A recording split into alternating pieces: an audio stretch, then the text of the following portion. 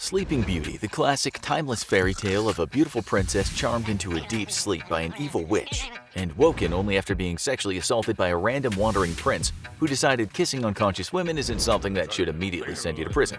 Luckily, we live in a world where this in fact can and will send you to prison, no matter how princely or charming you are. But it turns out that Sleeping Beauty syndrome is all too real, and you might be surprised to hear that more often than not, it's men who end up the victim than women. That would certainly put a new spin on the classic fairy tale. Sleeping Beauty syndrome, or Klein-Levin syndrome, is a form of hypersomnia, which is basically the reverse of insomnia. It's likely that most people will go through a bout of hypersomnia in their life, like for instance after a giant turkey dinner on Thanksgiving. But people suffering from KL syndrome don't just find it difficult to remain awake or take inappropriately long naps. Sleep is basically all they do, sometimes for months at a time. Actually, it's not quite that simple. After all, if all you did was sleep for months at a time, you'd quickly die from dehydration and starvation. Sufferers instead will experience very brief moments of wakefulness during the day, which they'll go to the bathroom, eat something quickly, and drink water. Then it's back to bed for a snooze that can last a day or more. Take the case of Rhoda Diaz, an American college student diagnosed with KL syndrome. She suffered bouts of hypersomnia as a kid, but when she went to college, she fell into a weeks-long sleeping episode that caused her to fail her second year of college. Rhoda would sleep for 22 hours a day, wake up only to eat, drink, and use the bathroom.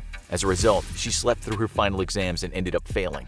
What's strange is Rhoda will go for months at a time without a single episode, and unlike most medical conditions, she'll feel perfectly fine and normal during that time. Then, out of nowhere, the tiredness will come, and Rhoda will fail into an exhaustion that can last for weeks. Rhoda says that the worst thing about her condition is missing out on the rest of the world while she slumbers away. As she's commented, the world doesn't stop when she goes to sleep, and it can be difficult coming to terms with what's happened while she was asleep for several weeks. Long-term plans are all but impossible, and relationships are extremely difficult, if not impossible. Another thing she hates is when people just think she's lazy, not an uncommon judgment against sufferers of Klein-Levin syndrome. Rhoda's first sleeping bouts hit her when she was 4 or 5 years old. She'd fall asleep for 2 or 3 weeks at a time, leaving the doctors puzzled. Then suddenly her drowsiness cleared up until she was 15 or 16. Though she didn't fall asleep for weeks at a time as she had as a child, she was plagued with persistent fatigue, which made normal life very difficult. Inevitably, this led to teasing and allegations that she was just lazy. Then in college, the long-duration sleeps returned, completely upsetting Rhoda's life. Rhoda ended up being expelled from school for failing to earn enough credits. It wouldn't be until shortly after being expelled that she would be officially diagnosed with KL syndrome, and thanks to the official diagnosis, she was able to re-enroll in college. However, she faces persistent difficulties from her condition, which will make her studies even harder than they normally are. Rhoda is one in about 5 people per million diagnosed with KL syndrome, making this one of the rarest diseases in the world. What's surprising is this disease affects men much more often than women, with 70% of sufferers being men. It's likely to manifest in the teenage years and naturally has a hugely disrupting effect on people's lives. Perhaps most frustratingly is the fact that KL syndrome can simply disappear for years at a time and reappear a decade or more later to wreak havoc once again. Sufferers will experience brief moments of wakefulness, though exhibit great mental confusion and difficulty concentrating. One girl in Colombia even forgot her mother's face after a 48-hour sleep session, hinting that there's more going on in the brain than just tiredness from KL syndrome. These brief waking spells are typically only so individuals can use the bathroom, eat, drink, and then return to sleep, with people showing almost no energy or emotion while awake. Sufferers also complain of the world being visually out of focus, and that light and noise can feel overwhelming. KL syndrome can also wreak havoc on a person's life in other ways, however.